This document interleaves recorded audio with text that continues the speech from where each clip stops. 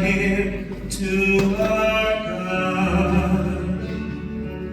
Hear our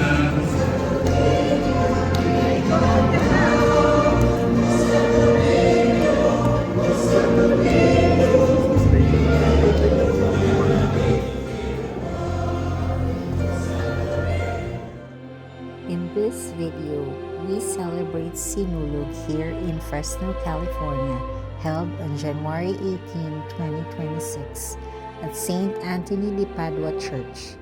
The day began with a meaningful Holy Mass led by the Bishop, bringing the community together in faith and thanksgiving.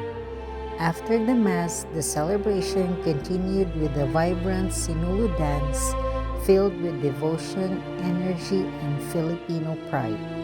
Viva, it's Señor! Thank you, Señor Santo Niño, for the blessings and for bringing our community together. Thank you for watching.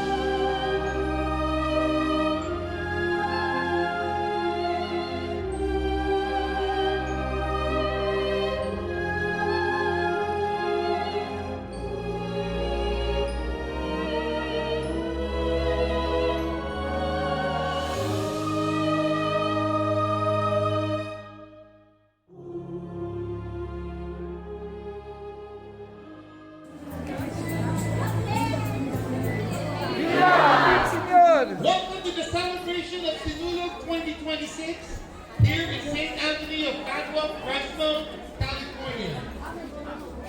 This has been an annual event through the efforts of Padre Filipino in collaboration with the Santo Niño Apostolate of Fresno and Team Musgal.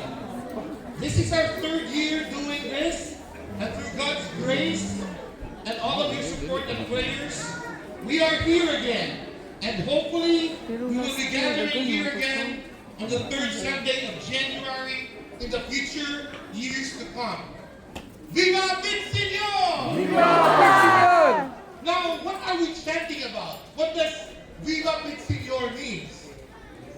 Viva Señor is a joyful Filipino chant tied to the Sinulog, the famous festival honoring Señor Santo Niño, the Holy Child Jesus, especially in Cebu City, Philippines. Actually, yesterday they celebrated it in Cebu, and there were actually 3.3 million people attending the procession and the celebrations. So what does it mean? Let's break it down. Viva means long live. It is a shortened version of the word sancti. Sancti is a Visayan word that means to call out or to invoke. And the last word is Señor, which attributes to the King, the Lord Jesus of Santo Niño. So putting it together, it's a prayerful shout of praise and thanksgiving. Something like, long live Señor Santo Niño. So if you say, Pit Señor, you are invoking and praying that Santo Niño will all bless us. So why do people shout it? It is an expression of faith, gratitude, and petition. During Sinulog dances, they sing it and they shout it. And to honor the miracles and blessings attributed to the Santo Niño. So, it's not just a slogan. It's worship, culture, and joy rolled into one. So let's say, Viva Pit Señor! Viva Señor! Viva Pit Señor! Viva Señor! Viva Pit Señor! Viva Señor! That's good. Señor Santo Niño is heeding all our prayers. So there's another thing that people add to the word, to the chant Viva Pit Señor. We add prayers into the chant. Like in the Philippines, in Cebu, they say, Pit Señor kang lola tini. That means Pit Señor, like you're asking Señor Santo Niño to bless your grandmother. Pit Señor kang lolo tini. Pit Señor, like this prayer is for my grandfather. We can also Pit Señor kang bishop tini. So that means we're asking prayers for the bishop. Pit Señor for my ate. Pit Señor for my kuya. So it's a variation. So that's what we do during the celebration of Sinulog. So let's all shout our prayers and cheers to Señor Santo Niño. Viva Pit Señor! Viva, Pit Señor! Thank you. So now, let's get to hear from Father Reggie Quijano for his message for all of us gathered here today. Ladies and gentlemen, a round of applause for Hannah Pumawas.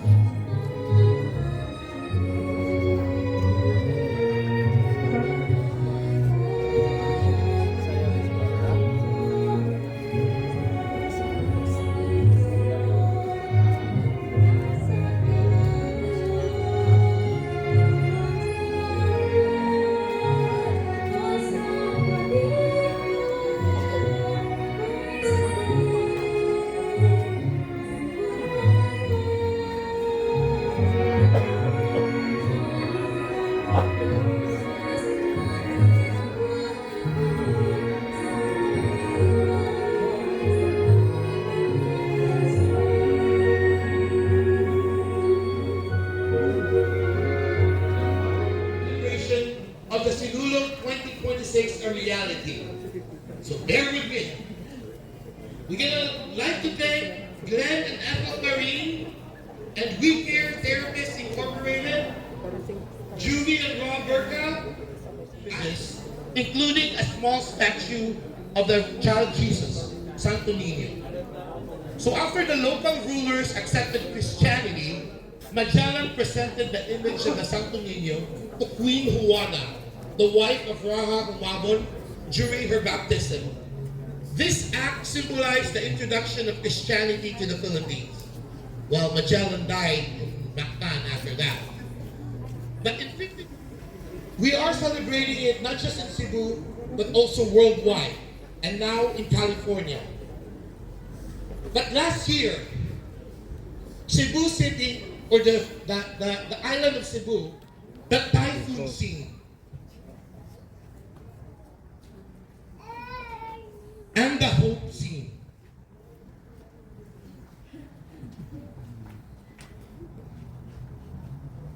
A tableau means actors freeze in place in a play, creating a still picture to show a moment.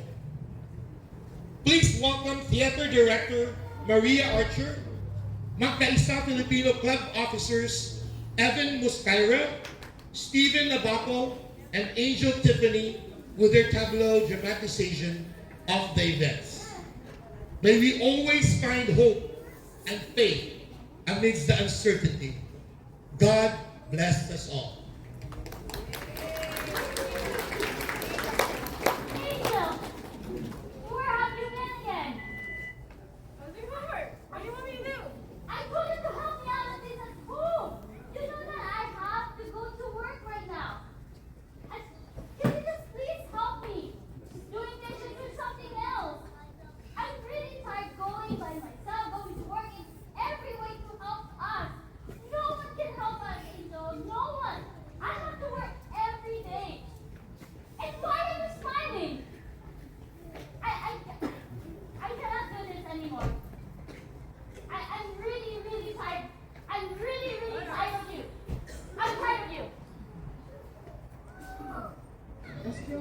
Mary has just dropped Cebu.